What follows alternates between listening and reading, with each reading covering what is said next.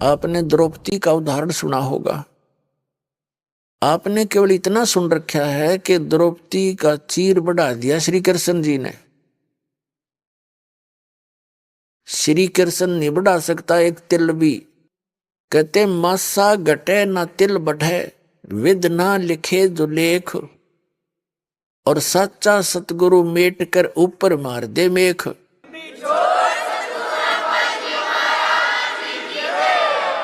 उदाहरण के लिए छोटा सा एग्जाम्पल है कि एक समय धर्मदास जी ने परमेश्वर कबीर जी से प्रसन्न किया कि हे परमात्मा, मैं तो श्री कृष्ण के ऊपर फिदा हूं, मैं उसका प्रशंसक हूं, उपासक हूं।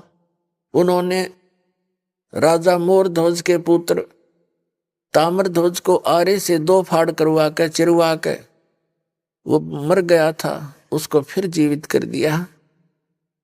आप कहते हो ये कुछ कर नहीं सकते। परमात्मा ने कहा कि धर्मदास और थोड़ा सा आगे भी सोचो। जिस समय महाभारत का युद्ध हुआ और अभिमन्यु की मृत्यु होगी, सुभद्रा पुत्र अभिमन्यु, सुभद्रा श्री कृष्ण की बहन थी और अभिमन्यु उसका सगा भांजा था। सुभद्रा रो रही थी, पांडवों का कुल नाश हो रहा था। श्री कृष्ण रो रहा था और श्री कृष्ण अभिमन्यु को जीवित नहीं कर सका। और वहां मोर ध्वज के पुत्र को जा पंगा लिया, उसको चीर कर जीवित कर दिया, तो वहां उसको क्यों ना जीवित किया। धर्मदास जी कहने लगे भगवान आप ही बताओ, ये तो हमारे बुद्धि कभी काम ही नहीं करी ऐसी। तो परमात्मा ने कहा कि ये जैसे मोर ध्वज के पुत्र ताम्र ध्वज की आयु शेष थी, तो उसने उसको आप पे मार दिया और आप पे जीवित कर दिया, तो जादूगर करके दिखा देते हैं। लेकिन अभिमन्यु को क्यों नहीं जीवित कर सका? क्योंकि उसकी आयु शेष नहीं थी। ये एक श्वास भी नहीं बढ़ा सकते। और परमात्मा कहते हैं जो हमारी शरण में आ जाएगा उसकी आयु जब चाहेगा जब मौत देंगे उसको। मौत क्या, उसको जीवन देंगे, सतलोक में वास करा देंगे। रहना चाहे जब तक यहाँ रहिए, भक्ति करिए, नियमित रहना। हम वो शक्ति है, कबीर साहब ने कहा धर्मदास को।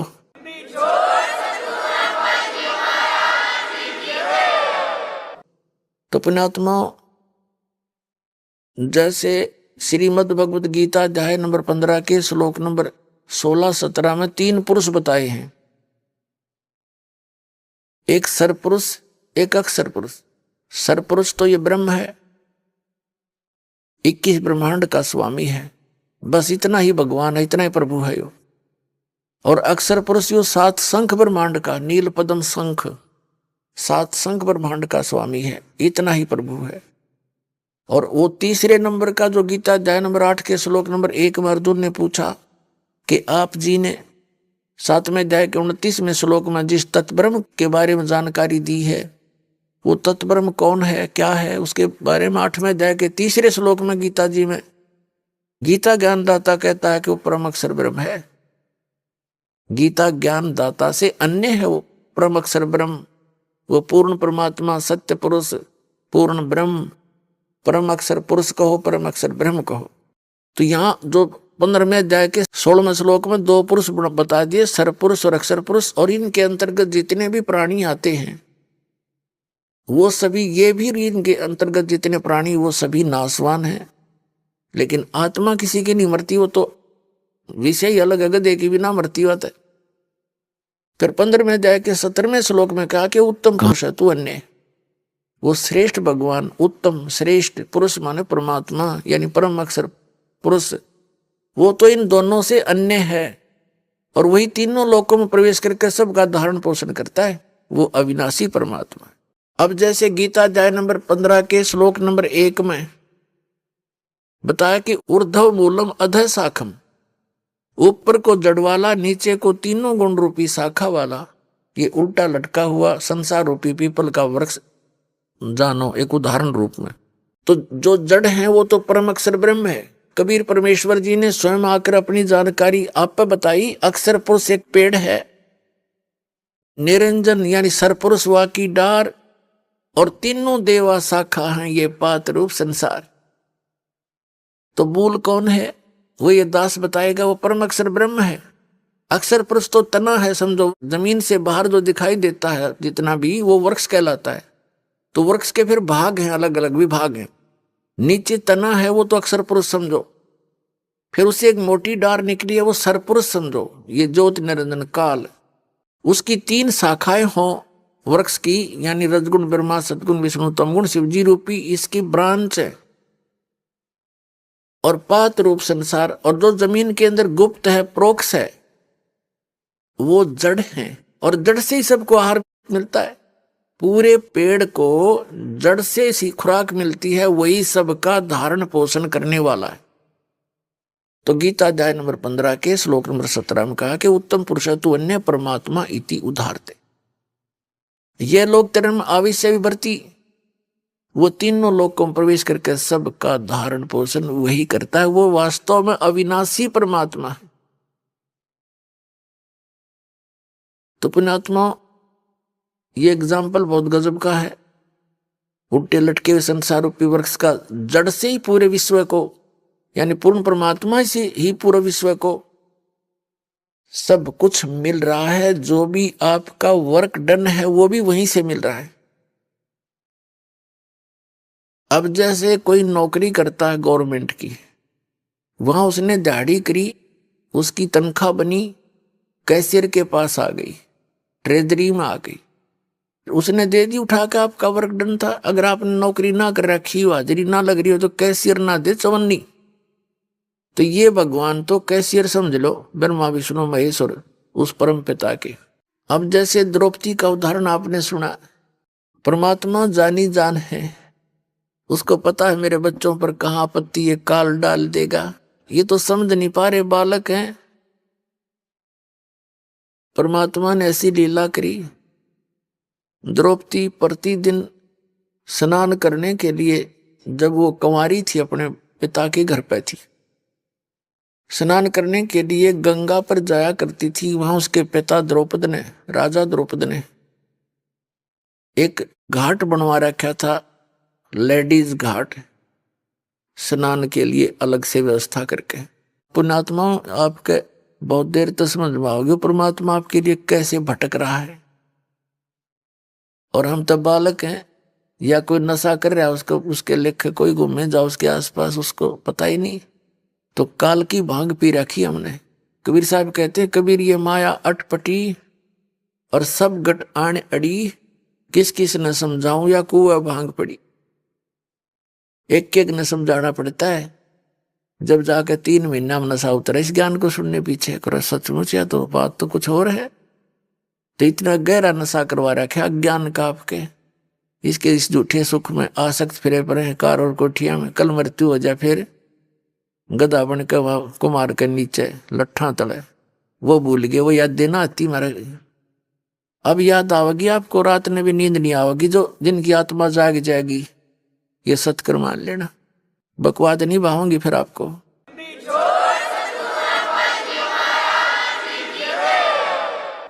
पीछा छुटाना भारी हो जाएगा आपको। अभी तो नशे में हो, आपको तुझे नारी सचमुच ऐसे कर टूटे हैं। और ज्ञान से ही पता हुआ करता, ज्ञान आज तक मिला नहीं हमारे को। ये नकली ने सटपट करके हमें पीछे लाए बैठे रहे। अब द्रौपदी स्नान करने के लिए जा रही थी। एक अंधा महात्मा उस सत्य पुरुष का उपासक, वैसे तो ये कहानी कुछ और बताऊंगा बाद में, लेकिन अब कहानी की इस कथा को सुनाने में ऐसा ही आनंद ज्यादा आएगा। एक अंधा महात्मा, क्योंकि परमात्मा कबीर जी 100 लीलाएं करते हैं। जैसे सुदर्शन नाम का एक सुपच था वाल्मीकि, और पांडवों की यज्ञ में किसी से संपूर्ण नहीं हो रही थी, तो वहां कबीर परमात्मा उस समय करुणा में नाम से आए हुए थे द्वापर में, और वो सुदर्शन उनका शिष्य था। सुदर्शन तो चला गया कि नो पता लग गया पांडव फिर आओगे तेरे पास और तुझे ले जाएंगे हाथ पैर जोड़ के, क्योंकि उनका यज्ञ पूर्ण होना ही नहीं तेरे बिना। तो वो तो चला गया सैर सपट्टे को। पीछे से कबीर परमात्मा सुदर्शन रूप धारण करके वहां पहुंच गए पांडवों की यज्ञ में, और वहां शंख बजा दिया, डूंडा ठा दिया।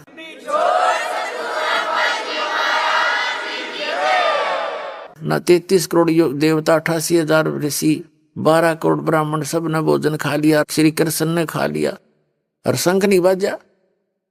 कहते उस परमात्मा ने भोजन करते ही यानी डूंडा ठा दिया। तो ऐसे ही समझना इस कथा को।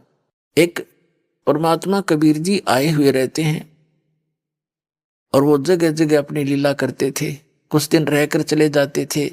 जो भक्त उनकी शरण में आगे उनको उपदेश दे जाते थे, फिर वो भक्ति करके अपना बैटरी चार्ज कर लेते थे, उनका पुण्य बन जाता था। ऐसे एक महात्मा था अंधा, सूरदास, परमात्मा के संपर्क में आया, उसको सब दुखों का पता लगा अंधे ने। अब अंधा भी जब यहाँ के सुख चावे है तो उसके साथ नालायक आदमी नहीं, यही कोई नौकरी चावे, कोई फंड चावे, अरे सब कैर टूट रहा तेरे ऊपर, तो वो बुद्धिमान व्यक्ति होते हैं, उसने समझ मांगी कि भाई पिछले जन्म का तो यो दुख आज तैयार कर लिया, मेरे सामने है, और आगे जब भक्ति नहीं करी, सत साधना नहीं की जैसे गुरुजी बता रहे हैं, तो फिर आगे ना मेरा क्या होगा। तो वो पुण्यात्मा था, उसका कसौती लगन लग रही थी। तो वहां वो महात्मा अंधा उस पटरी पर चलता चलता दरिया के साथ साथ और उस घाट के आसपास पहुंच गया। उसको मालूम नहीं कि कोई लेडीज घाट है। जिधर पानी आ रहा था घाट से आगे को दरिया का पानी बह रहा था डाउन स्ट्रीम में, उससे 100-200 फुट की दूरी पे उसने सोचा स्नान कर लेता हूं। धीरे धीरे दरिया में उतर गया और वहां स्नान करने लगा। तन पर केवल एक लंगोट था उसके, और कोई कपड़ा शेष नहीं था उस समय। अपनी कुटिया झोपड़ी में और होंगे वहां कुछ नहीं था। तो उसने जब ऐसे मलमल कर नहा रहा था तो उसका लंगोट का रस्सी टूट गई, वो नाड़ा टूट गया और वो नीवस्त्र हो गया, वो बह गया जल में। उधर से लड़कियां आ रही थी स्नान करने के लिए, आपस में बातें करती हुई, क्योंकि सैकड़ों की संख्या में सहेली आती थी द्रौपदी के साथ में। तो दूर से आवाज सुन गई उसने कि संत कोई बेबे बहन आ रही हैं लड़कियां, और अवश्य यहाँ कोई जनाना घाट होगा, तो गलत आ गया। और उधर से यह स्थिति होगी उसकी, वो तो एकदम गहरे पानी में चला गया शर्म का मारा, इतने पानी, और ऐसे ऐसे हाथ मारने लगा। उसने सोचा कोई कपड़ा लत्ता आ जावे, लपेट के बाहर आ जाऊं। अपने आत्माओं, जो पुण्यात्मा होती है ना, जो पूर्व संस्कारी होते हैं, उनको साधु संत भगत दिखाई दे जा, आत्मा गदगद हो जाती है। साधु दर्शन राम का, मुख पर बसे सुहाग, दर्शुनी को होते हैं जिनके पूर्ण भाग। कबीर दर्शन साध का, भगत संत का, परमात्मा आवे याद, और लेखे में वाए घड़ी, बाकी का समय बर्बाद। तो जितना समय आपके जीवन का संत भक्त भक्तों के साथ गुजरता है, भगवान की चर्चा में जाता है, वो तो आपका जीवन है, बाकी तो काल का व्यवस्था में व्यर्थ जाता है।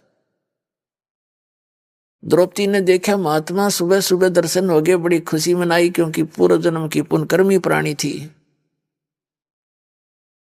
उसने सोचा साधु भी नहा रहा है, हम भी पहले स्नान कर लेती हैं, स्नान करके फिर महात्मा से भगवान की चर्चा सुनेंगे। इस दृष्टिकोण से वो नहा रही थी। आध घंटे पानी में कूद काद के वो बाहर निकली।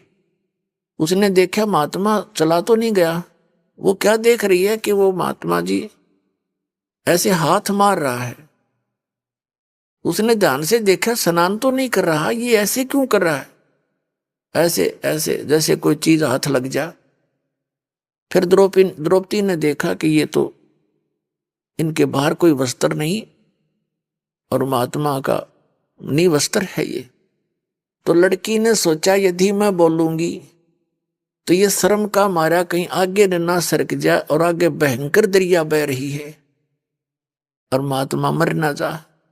जंगल से लंबी लकड़ी तोड़ी, उसके अपनी साड़ी में तो एक ऐसे इतना चौड़ा टुकड़ा 8-9 इंच का, एक गट एक बिलात कपड़ा पाड़ा लंगोट के आकार का, और दरिया में बहा दिया।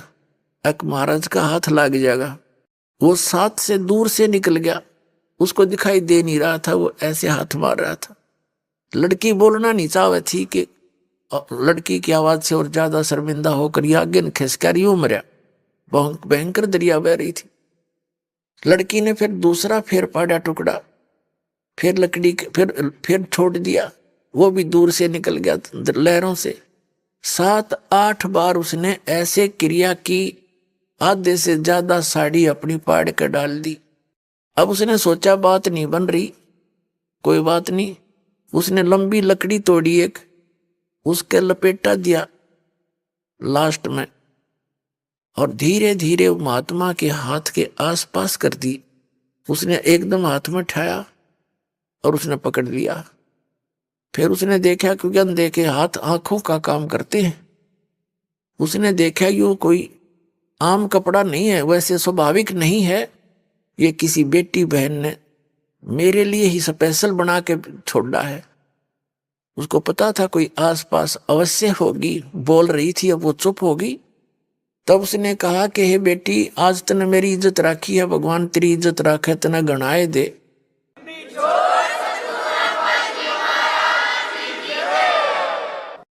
साधु बोले सहज सुभा, और जो चाहे सो कर दे। उसने सहज सुभा आशीर्वाद दिया था। पुण्यात्मा कबीर परमात्मा के अध्यात्म ज्ञान सूक्ष्म वेद में तत्व ज्ञान में कहा है कि बैराग नाम है त्याग का 5-25वां।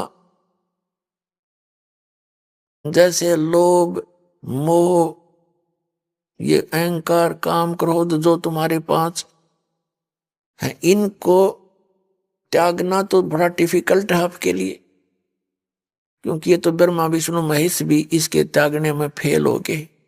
तो परमात्मा ने इनकी दिशा बदलने का संकेत दिया है, विधि बताई है कि लोभ करे तो यूं करे, ऐसा करे, लालच करे तो ऐसा करे।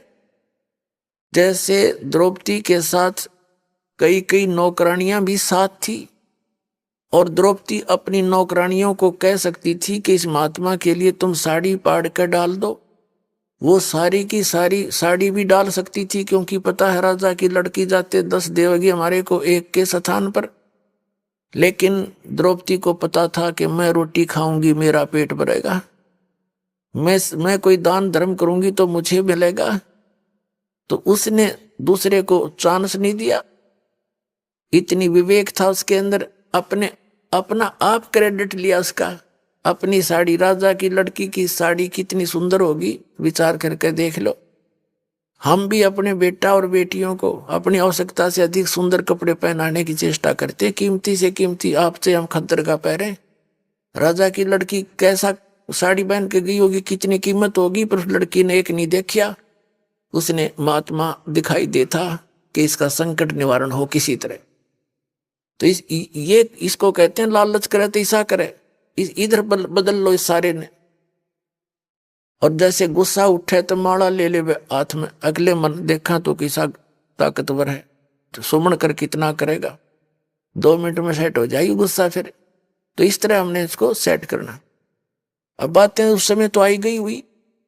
फिर द्रौपदी का विवाह हो गया अर्जुन के साथ। अब पुण्यात्मा एक नियम है कि भक्ति करे बिना आत्मा रह नहीं सकती। जो घना नास्तिक हो गया, घने कर्म फूट रहे जिसके जन्म जन्मांतरों में, और यह तुरंत ही कोई पशु योनि से आई है, वो तो भक्ति में रुचि रखते नहीं। बाकी 99% मानव शरीरधारी प्राणी भक्ति साधना बिना नहीं रह सकते, चाहे वो किसी धर्म में जन्मया है, और कोई ना कोई भगवान क्या क्रिया वो अवश्य करता है। तो द्रौपदी ने, इन पांडवों के गुरु थे श्री कृष्ण जी, ये भी ज्ञान सभी को मालूम है। गुरु बिन माला फेरते, गुरु बिन देते दान, यानी गुरु के माध्यम से ही सारा कुछ किया जाता। तो परमात्मा के ज्ञान की सभी जो है नकल अवश्य करते हैं, लेकिन प्रफुल्लित वही होता है जहां उस परमात्मा का भेजा हुआ परम संत हो। बाकी अन्य गुरुओं से भी आंशिक रहा तो परमात्मा ही देता, उनके माध्यम से देता है। अब क्या हुआ, जैसे पांडवों और कौरवों ने जुआ खेला और जुए में युधिष्ठिर सारा राज हार गया। अंत में उन्होंने द्रौपदी को कहा कि तू द्रौपदी को लगा दे दांव पर। और जुए वाले किसी बेईमान नीत होती है, उन्हें सोचा शायद इब का जीत जाऊंगा, सारा नाश करा के भी नहीं सोचा अगर इब का जीत जाऊंगा। अब द्रौपदी को ऐसा क्यों किया कि एक समय युधिष्ठिर राजा ने शीशे का महल बनवाया था, गलास का, और दुर्योधन को न्योता दे दिया, बुला लिया, भैया जा हमारे घर।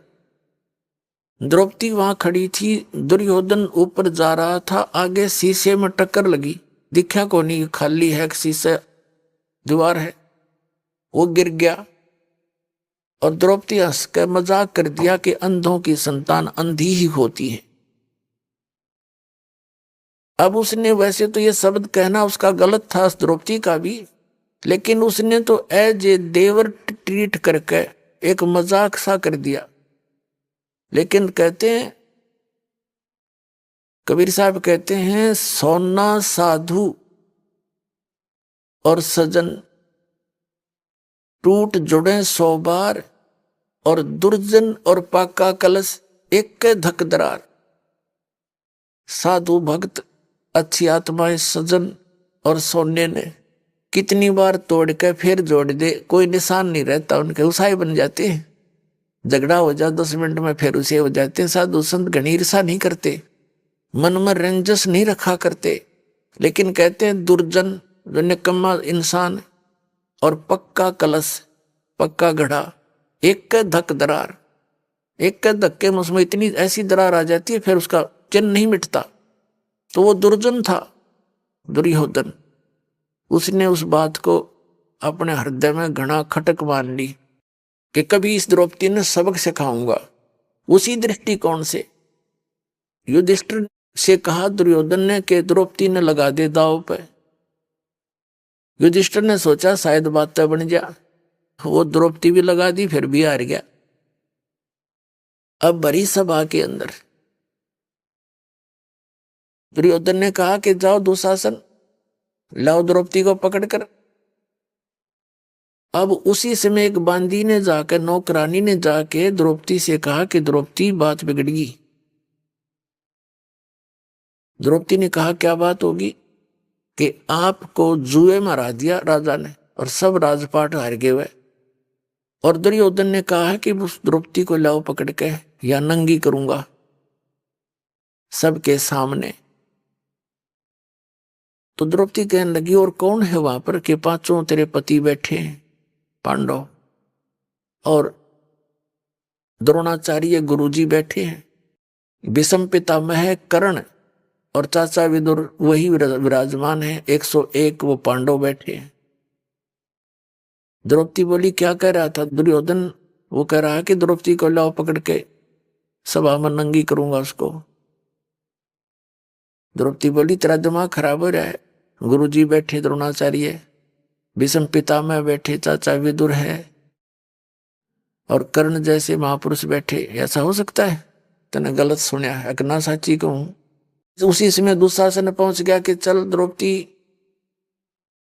उसके बाल पकड़ लिए, पकड़ के बाल घसीट के लाया, सभा में खड़ी कर दी। पुण्यात्मा कहते विनाश काले विपरीता बुद्धि, भरी सभा में ऐसा जुल्म करना चाहे उस। कहने लगा दुशासन इसको नंगी कर और मेरी जांग पर बैठा दे यहीं पर। अब दुशासन चला उसकी साड़ी उतारने के लिए, पहले तो देखा अपने 5 पतियों की ओर, उन्होंने नीची गर्दन कर ली। फिर देखा उसने भीष्म पितामह द्रोणाचार्य कर्ण की ओर, उन्होंने भी कोई उसकी मदद नहीं करी। अब ये क्या हो रहा है? पुण्यात्माओं, भगत जब तक संसार से मदद मांगता है परमात्मा दूर रहता है, और जब भक्त भगवान से ही आश्रित होता है, जब पता लग जाता है ये कुछ ना है बाकी के, एक का साथी है अपना, तब वो निकट आता है। कबीर साहब कहते बंदे से बंधा मिले, छूटे कौन उपाय, कर बंदगी निर्बंध की जो पल में लेच बचाए। बंदे तो बंदे मिले, वो तो हार चुके थे, वो बंद गए वसंत पांडव। और वो भीष्म पितामह द्रोणाचार्य और कर्ण ये बंद गए उसका अन्न खा के। दुर्योधन दुष्ट का अन्न खा के वहां रहा करते उसके बाग में, उनकी बुद्धि मलिन होगी, कुछ नहीं बोल सके। तो उस समय विदुर एक भगत बीज बैठा था वहां पर। विदुर खड़ा हुआ और उसने कहा, रे भले आदमियों, कुछ तो विचार कर लो। तुम किसकी बेइज्जती करने जा रहे हो? अपनी बहू की। चाचे ताऊओं की बहू बेटियां कोई दो नहीं होती। कुछ बुद्धि से काम ले दुर्योधन, तेरी मत मारी गई। कहते हैं विदुर कहे, ये बंधु थारा, एक का कुल एक का परिवारा। विदुर के मुख पर लगा थपेड़ा, तू तो है पांडवों का चेहरा, तू तो है बांदी का जाया। कहते हैं भीष्म, द्रोण और कर्ण मुस्काया। अब जिस महाभारत न पढ़ के हम कल्याण मान्या करते थे, उसके आचरण देखो उनके हीरोज के। भीष्म पितामह है, द्रोणाचार्य और कर्ण, इन तीनों में से एक भी खड़ा होकर न्यू कह देता ना उस सभा में, खबरदार देश लड़की का हाथ लगाया न, कम तुमने शर्म नहीं आ रही। वो इतने सूरवीर थे, दुर्योधन को पता था यो एकला बतेरा तुमने सारा न गढ़ देगा, तो वो कोई उसका हाथ नहीं लगा सकते थे। लेकिन उस दुर्योधन के अन्न खाकर उसकी सेवा से शुश्रूषा से इतने बुद्धि भ्रष्ट हो गए, वह एक भी नहीं बोला, नो खड़ा होगा तू कह के रहा क्या कर रहा है। और बल्कि विपरीत उसने प्रतिक्रिया की उन तीनों नालायकों ने। कहते हैं जब विदुर ने खड़ा होकर कहा कि तुम, विदुर कहे ये बंधु थारा, ये तुम्हारे भाई हैं और एक का कुल एक का परिवार। कहते उस दुशासन ने अपने उस चाचा विदुर का थप्पड़ मारा और कहने लगा, तू तो इनका चमचा है, इन पांडुआ का, इस इन की वजह बोला है, तू तो बांदी से पैदा हुआ ना, इसलिए तेरी गुलाम वर्ती है, तू तो है बांदी का जाया। और कहते हैं भीष्म, कर्ण और द्रोण मुस्काया जब उसने ये कहा ना, तू तो पांडवों का चेहरा चमचा है और बांदी से पैदा हुआ, तेरी तो बुद्धि ऐसी ही है। कहते हैं वो तीनों जने मुस्कुराए, भीष्म पितामह, द्रोणाचार्य गुरुजी और कर्ण। बता, और हम इनके इतिहास पढ़े, वहां से फिर इस बात पे चाचा का थप्पड़ मारा बेटे ने, उन्हें खड़ा, या तो सभा छोड़ जानी चाहिए ऐसी पंचायत में जहां ऐसी बकवास चल रही हो, नहीं तो बुद्धिमान व्यक्ति और नेक नीति के व्यक्ति ने सच्ची बात कहनी चाहिए। तो उस पूरी भरी पंचायत में एक था विदुर, जिसने सच कहने की हिम्मत की और नहीं मानने तो उठ कर चला गया, भले ही उसको चाहे ताड़ना भी मिली हो, तो वो दोषी नहीं होता भगवान का। फिर अब ये भीष्म, द्रोण और कर्ण ये पंचायत में थी, इन्होंने कुछ भी सच्ची नहीं की बल्कि विरोध किया, तो अंत में इनकी कैसी दुर्गति से मौत हुई तीनों की उस महाभारत के अंदर। कहते हैं भीष्म, द्रोण, कर्ण ने कहीं न आड़ी थी और तात महाभारत में उन गेला ऐसी बीती।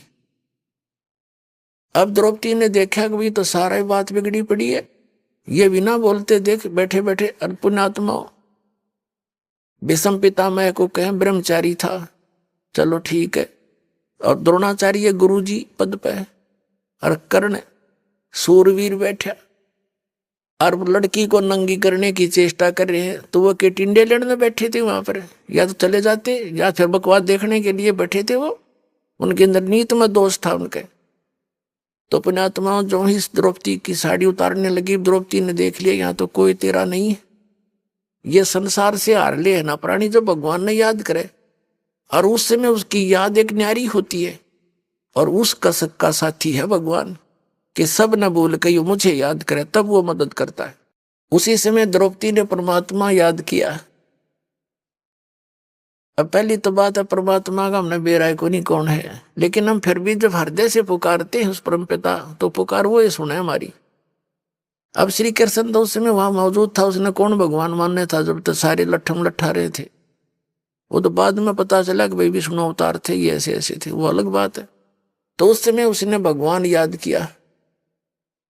अब क्या होता है, देखो वैसे तो जगह जगह हम देखते हैं बहुत से दुष्ट लोग बहन बेटियों की इज्जतों को भी खराब करते हैं। वो भी रोती हैं, पुकारती हैं, लेकिन उनकी रक्षा नहीं हो पाती, क्योंकि उनके पिछले कोई ऐसे पुण्य शेष नहीं होते। और इसी प्रकार द्रौपदी ने पुकार की तो उसका कोई पिछला पुण्य था, और परमात्मा को पता था कि इसके ऊपर एक ऐसी आपत्ति आवेगी। उससे पहले व्यवस्था कर गए दाता, एक अंधे महात्मा से वो चीर दिवा के उसे आशीर्वाद दिवा दिया। अब क्या होता है, हमारी पुकार यहां से जब हम हृदय से रोते हैं भगवान के दरबार में, धर्मराज के दरबार में जाती है। धर्मराज के दरबार में जब हमारी पुकार जाती है तो वहां जाते ही धर्मराज के दरबार में हमारी वो सीढ़ी चालू हो जाती है। अब धर्मराज देखता है कि इसके ऊपर कोई आपत्ति आई है, इसका कोई ऐसा प्रतिफल है, ऐसा पुण्य जिससे मैं इसकी रक्षा करा सकूं। तो वहां क्या देखा कि इसका तो इतना गजब का पुण्य है कि इसने कपड़ा दे रखा है एक महात्मा को, इसके बदले में तो कुछ भी दिया जा सकता है। तो वहां से उसकी रिफ्लेक्शन आती है, जिसको वो गुरु रूप में मान रही होती है। उस समय श्री कृष्ण उसके गुरु थे। अब श्री कृष्ण तो अपनी रुक्मणी के साथ अपने महल में शतरंज खेल रहा था।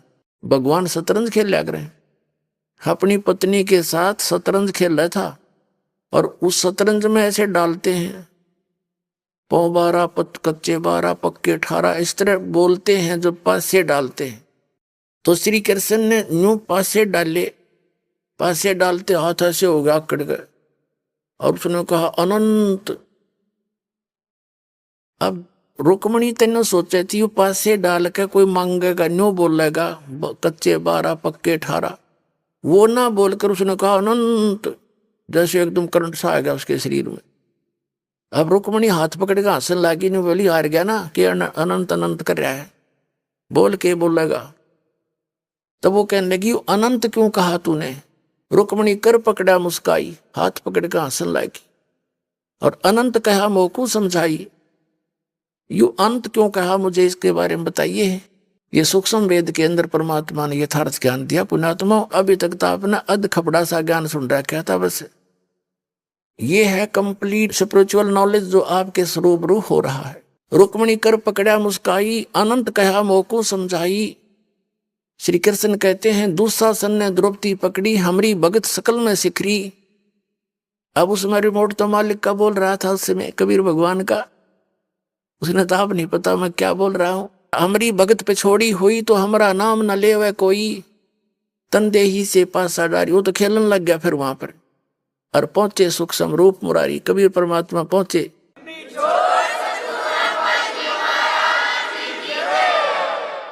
पहुंचे सूक्ष्म रूप मुरारी, खेचत खेचत खेच कसीसा, सिर पर बैठे हैं जगदीशा। ध्रुव सुता के चीर बढ़ाए, शंख शंखों पार नहीं पाए। अंधे को कोफीन दे रे भाई, ताते उसका चीर बढ़ाई। अब कुछ दिन उधर तो वो दुशासन थक लिया, ढेर लग गया। कहते हैं दुशासन 10,000 हाथियों का ताकत रखता था, और द्रौपदी कमल का फूल जैसी थी। परमात्मा की आड़ में जीव नो सुरक्षित रहा करे। वो थक के पसीना पसीना होकर ढेर लग गया चीर का, और बैठ गया मुंह लटका के, इतना योद्धा। तब वो चीर काट दिया गया और द्रौपदी को कह दिया गया तो आप जाइए। कुछ दिनों के बाद फिर श्री कृष्ण आए वहां पर। तब श्री कृष्ण जी से पूछा कि हे भगवान, मेरा कौन सा पुण्य मेरे आगे अड़ गया था जो मेरी इज्जत आपने ऐसी राख दी। भगत तो अपने गुरु ने कहा करे। तो परमात्मा ने उसकी दिव्य दृष्टि खोल दी श्री कृष्ण की अपने रिमोट से, उसको दिखाया को हो द्रौपदी, जो आज तुझे तेरी रक्षा जो की है भगवान ने, वो बताऊं कौन से पुण्य से की है। कहां बताइए कि एक समय तू स्नान करने गई थी, अपने पिता के घर पे थी कंवारी। उस समय एक साधु अंधा महात्मा जल में स्नान कर रहा था, और उसकी कॉपी ने एक लंगोट था वो गुम हो गया था, जल में बह गया था। और आपने एक साड़ी का टुकड़ा पाड़ के दिया उसने उसने ये फिल्म चल पड़ती है ये ऐसी, जिनकी दिव्य दृष्टि थोड़ी बहुत काम करने लग जाती है। तो उस कपड़े के बदले में तेरा यो ढेर ला दिया भगवान ने। अब द्रौपदी कहती है भगवान उस एक लीर के कारण मेरे हो गए चीर अपार, जब मैं पहले जान जाती तो सर्वस देती वार। ओए होए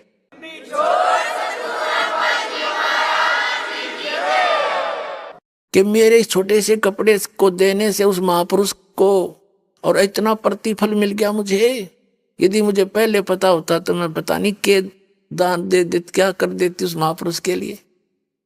तो पुण्यात्माओं, यहां अपने एक वचन सुना कि अमरी भगत पे छोड़ी हुई तो हमारा नाम ना लेवे कोई। तो परमात्मा कबीर परमेश्वर ही आपके साथ है तभी से। अब द्रौपदी चाहे किसन क्रेडिट दिए रहो, लेकिन तीनों लोकों में प्रवेश करके सबका धारण पोषण वो परमात्मा ही करता है, वही आकर रक्षा करता है। गरीबदास जी कहते हैं जगत का पेखना पेख्या धनी का नाम ना लेखा। हम एक दूसरे को क्रेडिट देते हैं, उसने यूं कर दिया, उसने ऐसे कर दिया। कहते जो करने वाला उसका कितना नाम जिक्र भी नहीं। जगत का पेखना पेख्या धनी का नाम ना लेखा। जो सब कुछ करा उसका तुम्हें पता ही नहीं, उसका जिक्र भी नहीं करते तुम। तो पुण्यात्माओं, ये परमेश्वर वो है जो हमारे पर आने वाली आपदाओं से बचाव के लिए पूर्व ही कुछ ऐसे क्रियाएं करा देता है, और फिर जब हम सीधे उससे जुड़ जाते हैं, जैसे अब तो सारी ये क्रिया वो होंगी जो आपके आने वाली आपदाओं को दूर करेगा दाता। अब तो शुरुआत होगी बिल्कुल खुल्लम खुल्ला। तो अब तो जो भी आप करोगे सीधी मदद होगी, पल पल पर मदद होगी। अब जो सच्चे मनते सच्चे दिलते समर्पित हो जाता भगवान पर, सभी अन्य क्रियाएं छोड़ देता है। ये तभी आपको स्वीकार करेंगे जब आप अन्य साधनाएं त्याग दोगे और एक परमात्मा पर आश्रित हो जाओगे। एक का साध्य सब सदै और सब साध्य सब जावे, माली सींचे मूल को फिर फले फूले अगावे। बुद्धिमान व्यक्ति पौधे की जड़ों को सींचता है, और यदि उस पौधे को उल्टा करके टहनियों की तरफ कोई गाड़ कर उसकी सेवा करता है, सिंचाई करता है, तो वो मूर्ख है। वो शास्त्र विदिता का मनमाना आचरण है। जैसे हम इस संसार रूपी वृक्ष की इन तीनों शाखाओं की पूजा करते थे, ब्रह्मा विष्णु महेश की, विशेषकर विष्णु और शिव की, तो ये तो सामने पौधे को उल्टा गाड़ लिया था। अब जड़ की पूजा करेंगे, कबीर भगवान है जड़, उसकी सिंचाई करेंगे तो ये भक्ति रूपी पेड़ बड़ा हो जाएगा, टहनियां का फल लगेंगे। ब्रह्मा विष्णु महेश ही आपके संस्कारों को देंगे, लेकिन ये देंगे तब जब आप उस मूल की पूजा करोगे। एक के साध्य सब सदै और सब साध्य सब जावे, माली सींचे मूल को फिर फले फूलेगा। अपनात्माओं, परमात्मा कबीर जी आए थे, यही तत्व ज्ञान सुनाया करते थे। उनके इस तत्व ज्ञान को सुनकर ये जो दूसरे धर्म गुरु थे वो सभी चिंतित हो गए कि इसके ज्ञान ने यदि जनता ने स्वीकार कर लिया कबीर जी के ज्ञान को, तो तुम्हारी रोजी रोटी खत्म हो जाएगी। उन्होंने परमात्मा के विरोध में बहुत ज्यादा जनता को भड़का दिया और कहा ये जुलाहा झूठा है, इसकी बात तो मैं मत माना करो। उसके लिए बहुत सी यातनाएं भी परमात्मा को दी। एक सिकंदर लोधी नाम का दिल्ली का बादशाह था।